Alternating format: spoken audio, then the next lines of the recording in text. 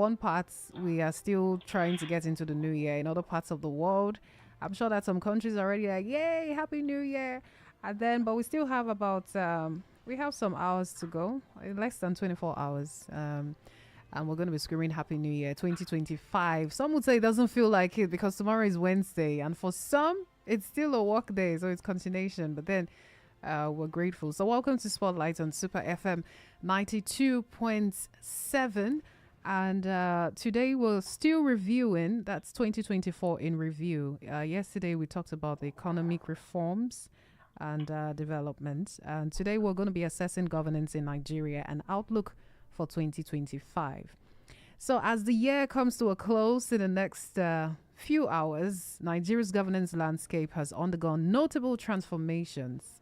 The country's democratic institutions have faced significant tests, and the government has introduced various initiatives to foster transparency, accountability, and, in quote, good governance. And some of the key developments that shaped Nigeria's governance this year includes the reinstatement of the original national anthem. The government made a decision to reinstate the old national anthem, which sparked widespread debates, with critics arguing that it diverted attention from pressing issues like inflation, unemployment, and security concerns. Also, we saw that Edo State gubernatorial election. It was marked by a significant. It marked a significant shift in power from the PDP to the APC in Edo State, and was notable for its relatively peaceful conduct. A lot of people gave INEC kudos to that one, and some electoral observers, anyway, said they observed some vote buying and stuff. But also the Ondo gubernatorial election that came up in November. And then there was the minimum wage agreement. So the government reached an agreement with the labor unions to raise the minimum wage to 70,000 naira per month, an increase from the previous wage of 30,000 naira. And then, of course, we saw the End Bad Governance protest that happened in August. Mass demonstrations erupted across Nigeria demanding accountability and reforms amidst worsening economic conditions. We saw the cabinet reshuffle, the president's cabinet reshuffle. The presidency said it aimed to restore public confidence and address inefficiencies within the government. When it comes to electoral reforms, INEC made some proposals talking about, proposing to phase out PVCs and introduce digital voter accreditation to carry the diaspora community along. And yeah, so very recently, the announcement of the Warri refinery operations coming not too long after we heard about the Port Harcourt refinery operation. So, I mean, these are some highlights of 2024, what happened up until now. Our guest this morning, Akindele, Samson Akindele, Mr. Samson Akindele, he's a broadcast journalist and public affairs commentator. He joins us via phone this morning. Good morning to you, Mr. Samson. Compliments of the season. Good morning to you. Compliment of the season. I'm excited to speak with you this morning. How is Lagos this morning? Lagos is fine, buzzing as usual. The island, I mean, the clubs are full. We know that later on, everyone will go run to God for the last hour of the day. But, my way to work, everywhere is just, everyone is dancing. And Okay. yeah. All right, then. Yeah, it's good to be here with you. All right, likewise. Good to have you.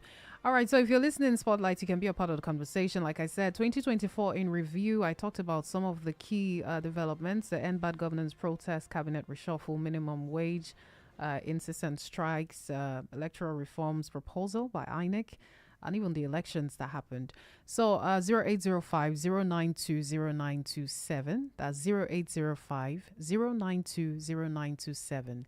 Another number you can call is 0705-890-4927. For WhatsApp, it's 0705-690-0927. All right, Mr. Sampson, without wasting time further, in your opinion, what are some of the most significant governance developments in the country this year, 2024? Well, for me, I think it's about the minimum wage issue. And it's interesting to me because, it's supposed to be done periodically. and that shouldn't be news. But the news about it is that while the government increased the minimum wage, cost of petrol went up. I think it has gone up twice after that. And perhaps the gain that the workers should have enjoyed or should be enjoying, from the minimum wage, was taken away or were taken away, from them. So it's interesting, and at the same time, that things have to be like that. Once you've deregulated the petroleum industry, you allow everything to flow. But in our economy, things like that will not easily be understood by the people, and the people that will suffer for it. The workers are not well paid. They can't, also spend the way they should spend, because their disposable income has become very little. So the meager amount they get, they're supposed to go to the market and buy things. They're supposed to pay for services. They're supposed to do so many things, pay school fee and all that. So once the disposable income shrinks, then there will be crisis, financial crisis for people, for families. And that is also even taking away the middle class in Nigeria. So I think for me, that's the most important development that happened in 2024 when you want to look at that. So the other one will have to be the refineries, that has been kickstarted, if I can use that word. We know what this means for us. Yes, a lot of people still say this will amount to a price of some price of petrol coming down and all that, but it's not going to happen like that overnight. Of course, we've seen the marginal decrease, in the pump price. Nigerians will expect more. But the most important thing is that for what I don't know whether to call the former president maybe a prophet. Some people will say maybe prophet of doom, who said refineries in Nigeria will never work, talking about General Obasanjo. Now, I don't know what we'll be talking about. And that's why even when the news about the Port Harcourt refinery came up, a lot of people didn't believe it. Maybe because of what Baba said, or because Nigerians really don't trust their government. Successive government really cannot trust anyone. Maybe they are pulling a wool over our eyes. We don't know. And